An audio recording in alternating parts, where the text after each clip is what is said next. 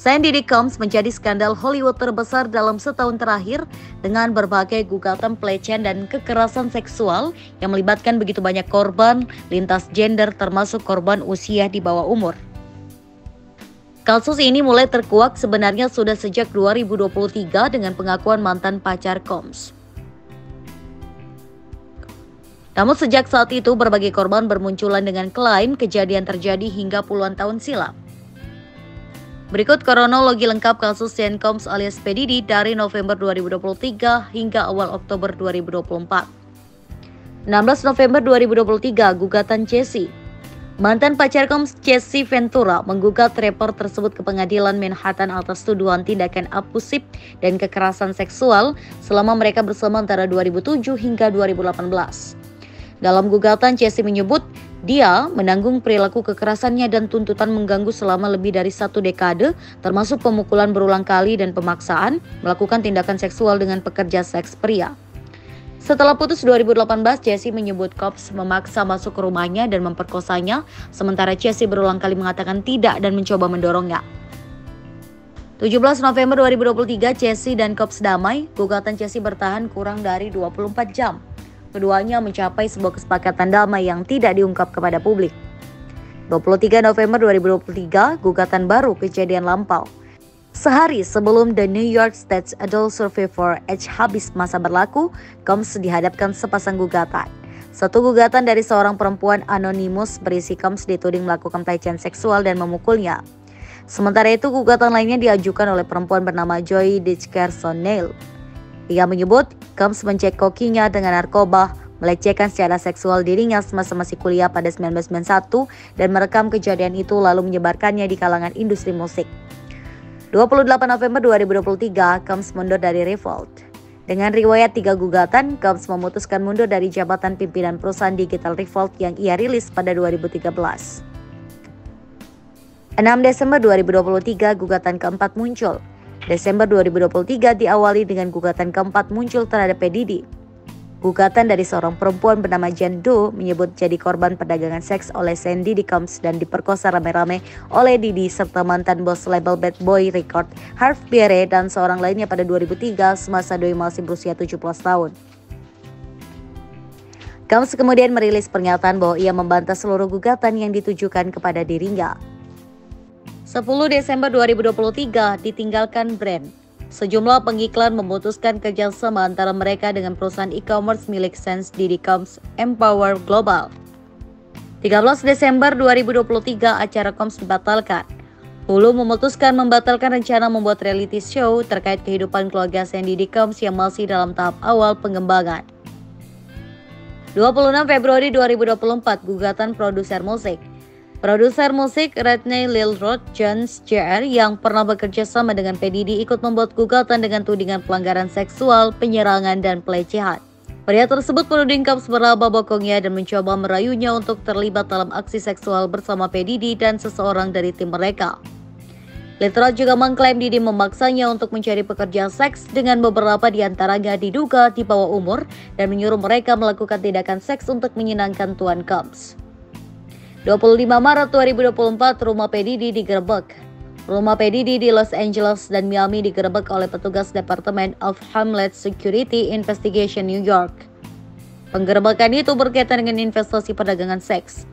Pada hari yang sama, seorang pria ditangkap di Opa-locka Airport. Pria berusia 25 tahun bernama Brandon Paul tersebut diduga adalah kurir narkoba Sandy Diddy Combs. Paul ditangkap atas tuduhan kepemilikan kokain dan ganja. 26 Maret 2024, P. Diddy kecam penggerebekan. Pengacara Sandy Diddy Combs, Aaron Dierr, mengecam penggerebekan rumah kliennya yang dianggap setara kekuatan militer dan seperti perburuan sihir. Selain itu, pada hari yang sama, Sandy Diddy Combs menjual sisa seluruh sahamnya di Revolt ke seorang pembeli misterius. Pada hari yang sama pula, Newsweek merilis sejumlah selebritas yang disebut dalam gugatan P. Diddy. Namun para artis tersebut tidak ikut digugat atas tudingan untuk Diddy.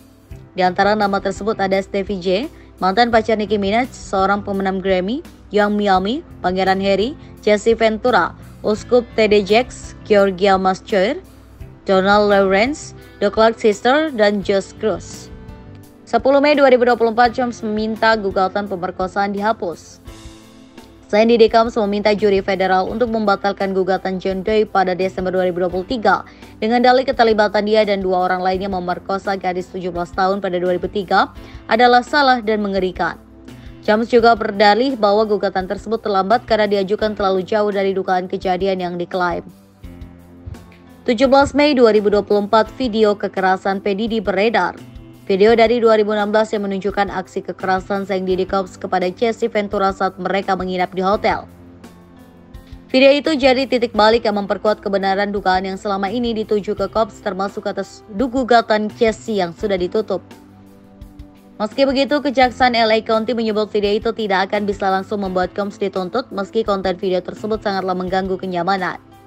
19 Mei 2024, Combs minta maaf soal video. Sandy Combs merilis permintaan maaf dalam sebuah video terkait insiden kekerasan yang terjadi di hotel pada 2016 silam. 21 Mei 2024, gugatan dari mantan model. Crystal McKinney menuding Combs melakukan pelecehan seksual berupa pemaksaan oral seks untuk rapper tersebut di kamar mandi sebuah studio di New York City pada 2003. Dalam gugatan tersebut, McKinney mengklaim diberi alkohol dan ganja sebelum dipaksa untuk memberikan oral seks. Mantan model itu juga menggugat label milik Combs, Ilini Busana Combs, dan Universe Music Group karena memungkinkan terjadinya penyerangan itu lantaran menempatkan Combs dalam jabatan kekuasaan. 16 September 2024, P. Diddy ditangkap. Sandy Combs ditangkap di Manhattan setelah didakwa oleh Dewan Juri Agung. Salah satu pengacara Diddy, Mark Agnifilo, pun menyatakan kecewa dengan keputusan tersebut. 17 September 2024, pengungkapan dakwaan. Dakwaan terhadap Sandy Combs terungkap sehari setelah penangkapan. Dakwaan itu berisi P. Diddy dituduh menjalankan konspirasi pemerasan yang meliputi perdagangan seks, kerja paksa, penyuapan, dan masih banyak lagi. Pada hari yang sama, seorang hakim federal menolak jaminan untuk melepaskan Combs. Combs pun terpaksa tetap berada di tahanan hingga persidangan digelar.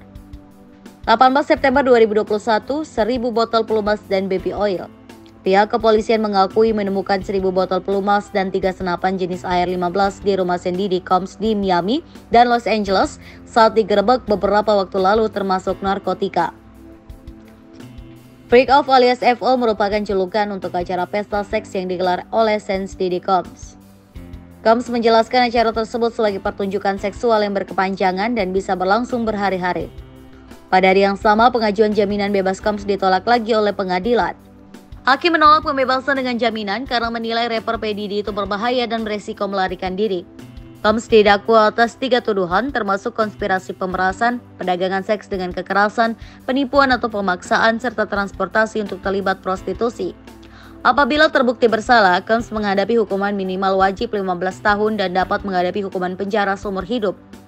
20 September 2024, dalam pengawasan bunuh diri. Sandy Combs dalam pengawasan pencegahan bunuh diri.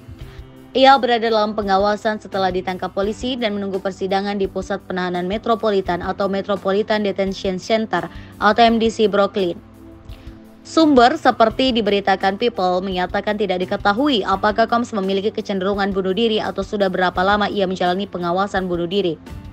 Sumber memberitahu People bahwa pengawasan itu dilakukan untuk tindakan pencegahan karena Combs dalam keadaan syok dan kondisi mentalnya tidak jelas. 25 September 2024, gugatan jual video porno dan daftar artis terkait. Gugatan baru untuk P. Diddy bertambah. Kali ini datang dari seorang korban bernama Talia Graves. Diddy digugat atas dugaan kekerasan seksual hingga distribusi video pornografi. P. Diddy digugat bersama rekannya bernama Joseph Sherman. Dalam gugatan itu, Diddy dan Sherman dituduh memerkosa korban di sebuah studio rekaman di kota New York pada 2001. Graves mengaku saat itu dibius, diperkosa hingga direkam tanpa persetujuan oleh Sandy dan Sherman. Pada November 2023, korban lantas mengetahui adanya rekaman video kejadian tersebut yang membuktikan Diddy dan Sherman telah menjual video rekaman pemerkosaan itu. Pada hari yang sama, sederet artis papan diduga mengetahui perilaku Sandy Combs di Hollywood. Mereka kebanyakan adalah yang pernah dekat, menjalin relasi atau datang ke pesta Diddy. Sebagian dinilai tetap diam, tapi ada juga yang dianggap pernah memberikan peringatan ke publik soal Diddy.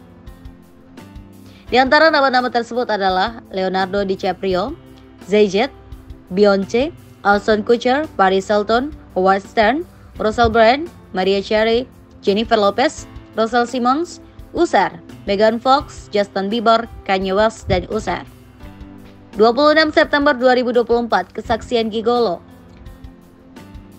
Seorang pekerja seks komersial laki-laki atau gigolo memberikan kesaksian kepada polisi federal bahwa dirinya pernah direkrut untuk salah satu acara pesta liar Sandy Dickoms atau P. Diddy. Pria tersebut disebut memberikan sebuah kopian dari rekaman pesta liar P. Diddy yang dijuluki Freak Off pada Mei 2023. Gigolo tersebut menjelaskan kepada penyidik soal perjalanannya dari Atlanta ke Miami untuk acara cabul tersebut dan dirinya mencari pendamping lain untuk terlibat dalam acara itu. Sumber dalam polisi mengatakan gigolo tersebut menyebut acara Freak Off melibatkan Diddy, seorang gigolo dan seorang PSK perempuan.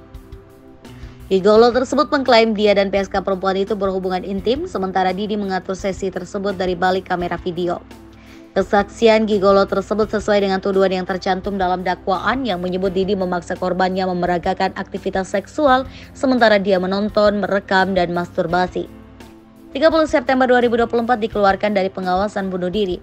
Sandy Dickoms disebut tak lagi dalam pengawasan bunuh diri kepolisian setelah lebih dari 1 pekan sejak P. Diddy dinyatakan dalam pengawasan bunuh diri di tahanan pada Kamis 19 September.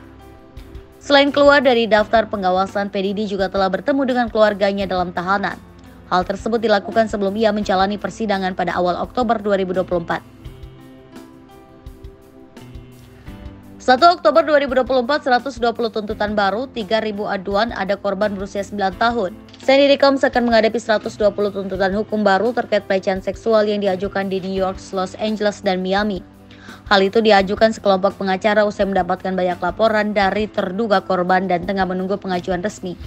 Kelompok pengacara mengklaim telah menerima lebih dari 3.000 laporan setelah mengeluarkan seruan kepada mereka yang selama ini jadi korban P. Diddy. Setelah pengecekan, pengacara memastikan 120 kasus kredibel untuk ditindaklanjuti. Gugatan hukum tersebut akan menyebutkan sejumlah terdakwa bersama, termasuk rekan, anggota keluarga, label rekaman, dan tempat acara. Para korban mengklaim bahwa mereka semua diancam untuk tetap diam, seperti banyak penuduh yang mengajukan gugatan hukum terhadap Combs selama setahun terakhir. Di antara aduan tersebut, ada yang datang dari korban yang mengaku menjadi korban Diddy semasa dirinya masih berusia 9 tahun. Ini menjadi korban termuda dari Sandy Dickoms. Busby yang juga menyebut Sandy Dickoms alias P. Diddy disebut mencekoki korbannya dengan narkoba jenis obat bius kuda sebelum kemudian melakukan pelecehan seksual saat mereka tidak sadarkan diri. Pengacara Sandy Dickoms, Erica Wolf, mengatakan kliennya tidak dapat menanggapi setiap tuduhan yang tidak berdasar. Mereka juga membantah semua tuduhan pelecehan yang ditujukan ke P. Diddy. 3 Oktober 2024, sidang Sandy Dickoms 9 Oktober. Berdasarkan pemberitahuan berkas pengadilan, sidang kasus Sandy Dickoms diketahui akan digelar pada 9 Oktober. Kasus ini akan mulai ditangani Hakim Arun Subramanian. Subramanian menghabiskan sebagian besar karirnya sebagai litigator perdata untuk sengketa yang rumit di firma hukum Sussman Godfrey. Ia juga menjadi juru tulis hukum Hakim Agung Ruth Bader Gisborne sebelum kapung firma hukum tersebut.